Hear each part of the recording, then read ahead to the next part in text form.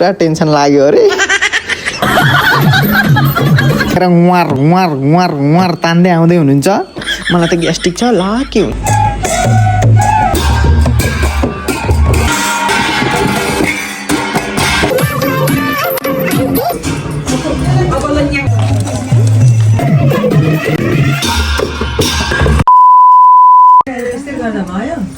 आज चाहिँ मेरो कान्छी दिदीको छोरा अर्थात् मेरो भान्जाको व्रतबन्ध छ।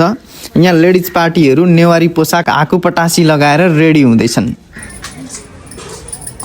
व्रतबन्धको लागि भान्जाहरूको कपाल काट्न सुरु गर्यो अनि म चाहिँ अब फर्स्ट टाइम परेकोले अब नजानेर भुरकुट भइरहेको थियो होइन। अनि अब ठुलो भान्जाको मामाले चाहिँ कसरी गर्नुहुन्छ भनेर पुरै म आँखा नझिम्काइ हेरिरहेको छु। यता हाम्रो भान्जा तक्लो हुन्छु भनेर पुरा निराश भइरहेछन् अनि मैले 2-4 दिन पलाइहाल्छ नि भान्जा भनेर प्रोत्साहन दिइरहेको छु। अलिक त अब आज दिनभरि केही खान दिँदैनन् भोकै राख्छन् भनेर पनि पुरा टेन्सन लाग्यो अरे। अनि नेवारी संस्कारमा चाहिँ टाउकोमा सुनको प्रतिमा र चाँदीको प्रतिमा चारैपट्टि मामाले घुमाएर चाहिँ खुर्किनु पर्दो रहेछ। त्यसलाई चाहिँ होकोचा र लोकोचा भन्दो रहेछ। दुख्यो भने मुखले दुख्यो भन है छोरो टाउको नहलाऊ है। मामाले हात लगाइदिएपछि नाउले काटिदिनु हुँदो रहेछ अनि मामाले इच्छा जति दक्षिणा दिनु पर्दो रहेछ। अब चाहिँ हाम्रो झापाको ग्याङहरू रेडी भएर निस्के होइन। माइजू पनि उहाँ रुगा लागेर उहाँ उहाँ उहाँ उहाँ तान्दै आउँदै हुनुहुन्छ।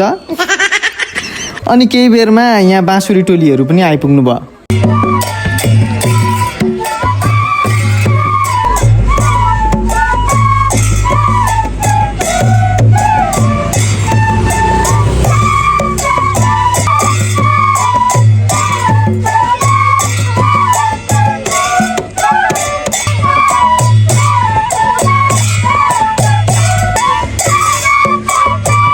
यसरी बाँसुरी र मादलको धुन मिलाएर बजाउने संस्कृति रहेछ।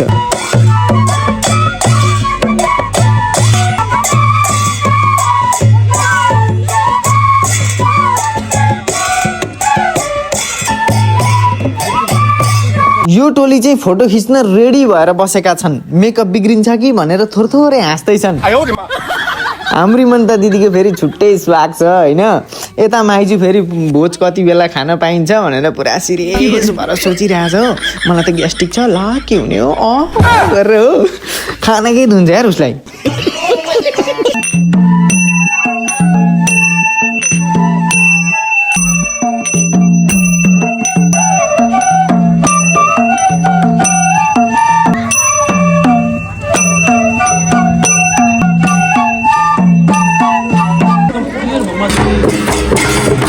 यो बाजालाई चाहिँ धिमे बाजा भन्दो रहेछ। एकदम नाचुम नाचुम लाग्दा आवाज आउँदो रहेछ।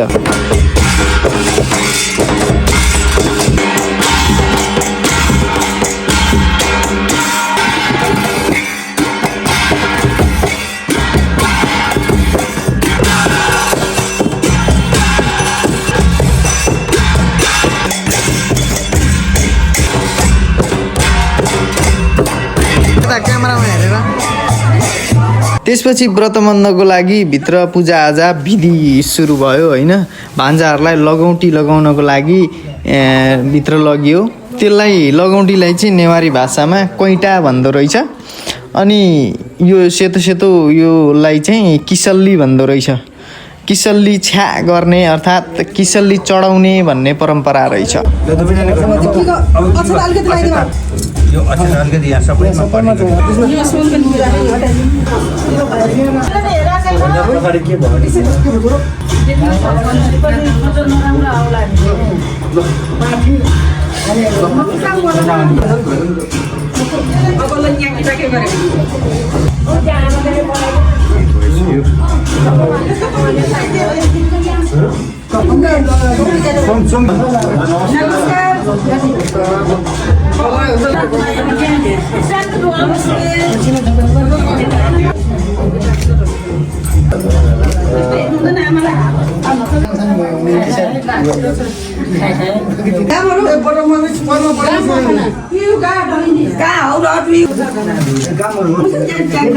यो किसल्ली चढाएपछि चाहिँ यसलाई घरमै राखिँदो रहेछ अनि देवालीमा लगेर चढाउनु पर्दो रहेछ।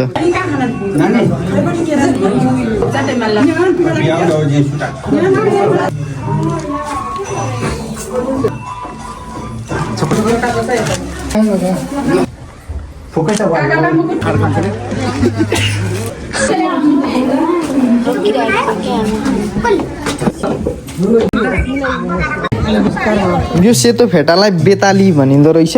त्यसलाई चाहिँ ढाका टोपीमा घेरेर लाउनु पर्दो रहेछ। यो घर परिवार अनि जेन्ट्स मान्छेहरूलाई मामाहरूलाई सबैले अनिवार्य लाउनु पर्ने रहेछ।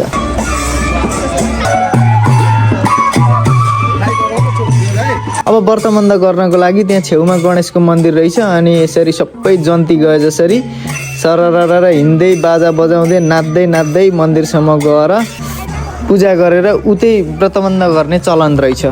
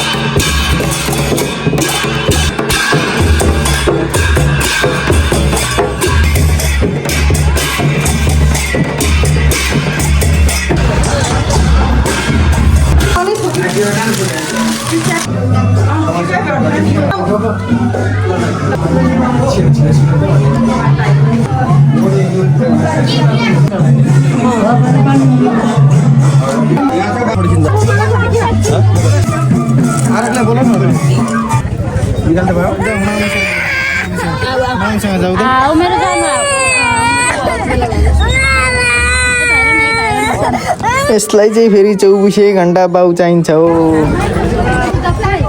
यहाँ हाम्रो भान्जा चाहिँ फेरि अब केही खानु हुँदैन भनेको भोक लाग्यो मलाई त चिप्स नल्याइदिकन म त पूजा गर्ने बस्दिनँ भन्दै रुँदैछन्।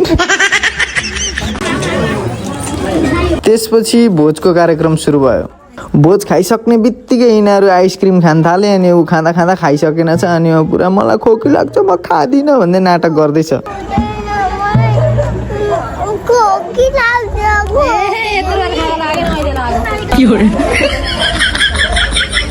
मैले अघि भने इस्मानिकाले भन्नु नि त नि त्यसको तपाईँले चाहिँ त्यसले भने तर घरमा आवाज बोलेको थियो नि यो भयो अनि इस्मानिकाले भन्नु तर आइसक्रिम झरिजाओस् भने मैले भने तेरै झरिजाओस् दोकान गएर यस्तै कुन आइसक्रिम छ भने एउटा मात्रै छ अरे। पूजाआजा व्रतबन्ध अनि भोज सबै सकेर चाहिँ फेरि नाच्दै नाच्दै हामी घरतिर लाग्दैछौँ।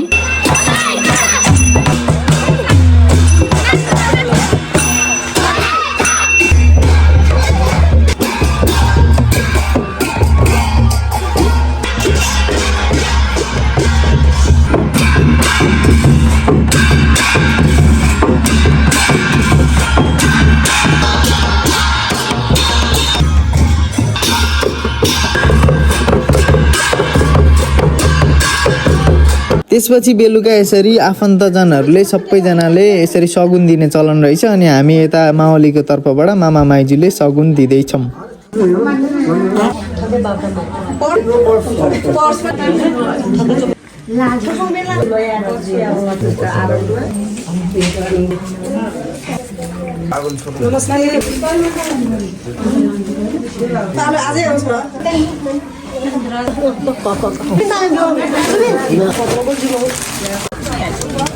अनि फेरि यसरी बेलुकाको भोज सुरु भयो। अनि घुब्लुक्क सुतेर बिहान भयो। भोजको दिन थियो अनि अब काम गर्दा गर्दै बिर्सिएछ क्यामेरा चलाउनु पनि सबैको फोटो हालियो है त।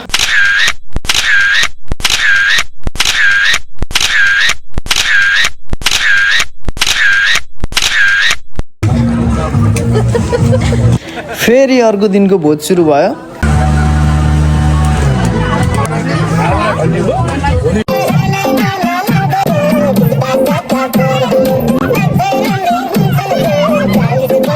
म साँच्चै आन्टी लभर हो क्या यार, त्यत्रो आन्टी आन्टी ओगडामा एक्लै केटा चाहिँ यार। खासमा यो करुवा बोक्ने आन्टी भन्दो रहेछ हुनुहुन्छ होला दिदी। यो दिदीले यो करुवा बोक्नु भएको छ नि, यो करुवालाई चाहिँ अन्टी भन्छ अरे क्या। अनि त्यही भएर अन्टी लभर दिएको रे कि।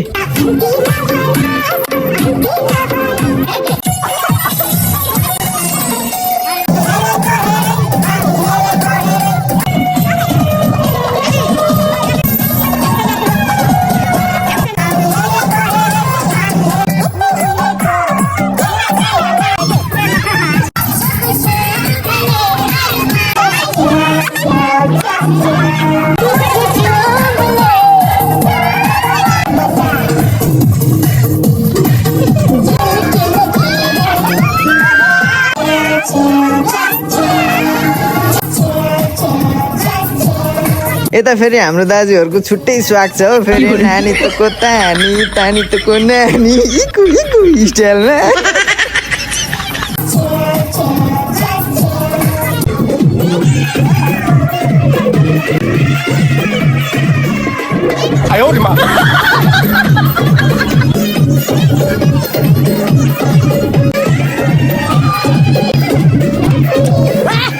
नाच्दा नाच्दै रात पर्यो अनि पिल्टिक्क सुतियो। अनि बिहानै उठेर घरतिर लाग्यो है गाइची। हाम्रा गाइजहरू उल्टी सुल्टी हानेर यहाँ पिलित्तै परिसकेका छन्।